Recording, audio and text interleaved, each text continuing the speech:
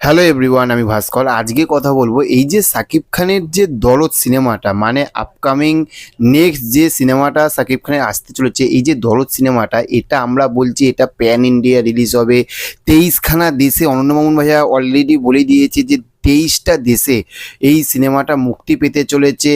একসঙ্গে হিন্দি, তামিল, বাংলা, যে কটা ভাষা রয়েছে সাউথ ইন্ডিয়ান, প্রত্যেকটা ভাষাতেই দরদ সিনেমা মুক্তি পাবে।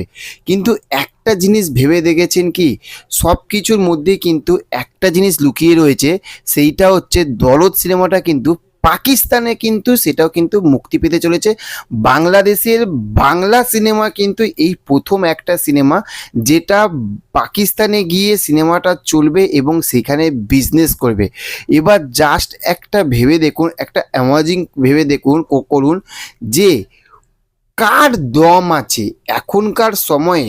সত্যি কথা বলতে বাংলা সিনেমার যা অবস্থা আস্তে আস্তে আস্তে আস্তে হয়ে যাচ্ছে, সেখান থাকতে মানুষ এখন নিজেদের দেশেই রিলিজ দিতে ভয় পায়। তার মধ্যে কত তো কম্পিটিশান, কত ঝড় ঝাপটা বিপত্তি রয়েছে, কিন্তু সেইখান থাকতে সাকিব খানের সিনেমা এবং সাকিব খানের সঙ্গে এই রকম যদি একজন ডিরেক্টর থাকে যার নাম অনন্য মামুন ভাইয়া, এই রকম দুজন মানুষেরই যেরকম একটা ধরতে গেলে না, আমাদের গদা বাংলাতে বলতে গেলে একটা বুকের পাটা দরকার।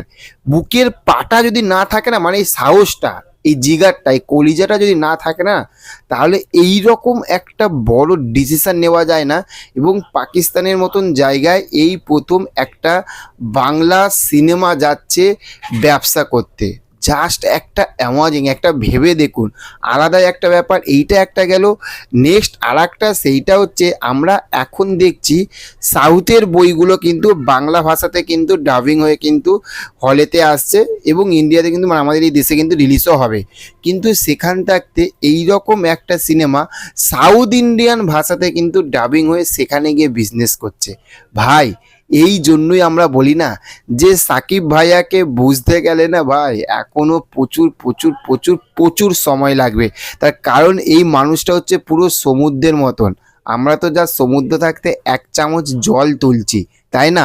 মানুষটা মনটা পুরো সমুদ্রের মতন।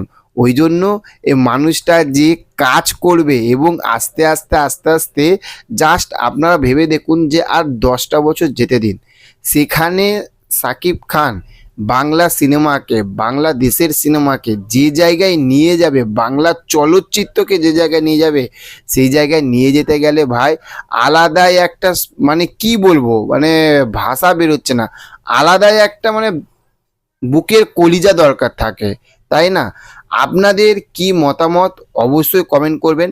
চ্যানেলে যদি নতুন হয়ে থাকেন চ্যানেলটিকে অবশ্যই সাবস্ক্রাইব করে পাশে থাকবেন। দেখা হচ্ছে নেক্সট অন্য কোনো ভিডিওতে। ভালো থাকবেন আপনারা। Okay, thank you, have a nice day, tata, bye by.